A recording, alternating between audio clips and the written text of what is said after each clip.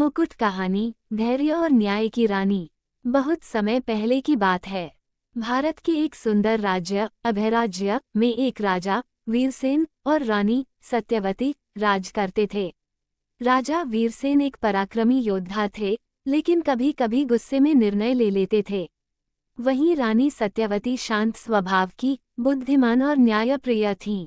राज्य में सब कुछ ठीक चल रहा था, लेकिन एक साल राज्य में भीषण सूखा पड़ गया। खेत सूख गए, नदियां सिकुड़ गईं और लोगों को भोजन व पानी की भारी कमी होने लगी।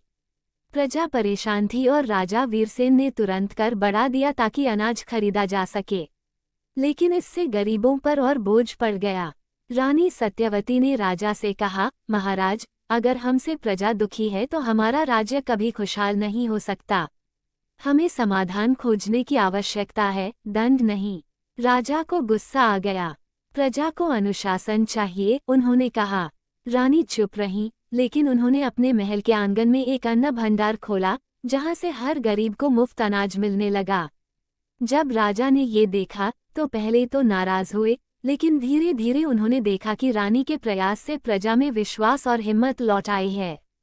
कुछ ही महीनों में बारिश हुई और खेत फिर से हरे हो गए। किसान मुस्कुराने लगे और व्यापार फिर से चल पड़ा। एक दिन राजा ने दरबार में रानी को बुलवाया और सबके सामने कहा, मैंने शक्ति से राज्य चलाना चाहा, लेकिन मेरी रानी ने प्रेम और धैर्य से राज्य बचाया। आज मैं स्वीकार करता हूँ कि सच्चा राजा वही होता है जो प्रजा के दुख को समझे। रानी मुस्कुरा दी और बोली, राज्य की रक्षा तलवार से नहीं, न्याय से होती है। इसके बाद राजा वीरसेन और रानी सत्यवती ने मिलकर ऐसे नियम बनाए जिससे किसी भी आपदा में पहले प्रजा की जरूरत पूरी हो। दोनों का नाम इतिहास में धैर्यवान राजा और न्यायप्रिय रानी के रूप में अमर हो गया। 3 कैरेक्टर्स। शिक्षा मॉरल। सच्चे शासक वही होते हैं जो अपनी प्रजा के दुख को समझें और अपने निर्णयों में संवेदनशीलता रखें। धैर्य, न्याय और प्रेम किसी भी संकट का सामना करने की सबसे बड़ी ताकत हैं।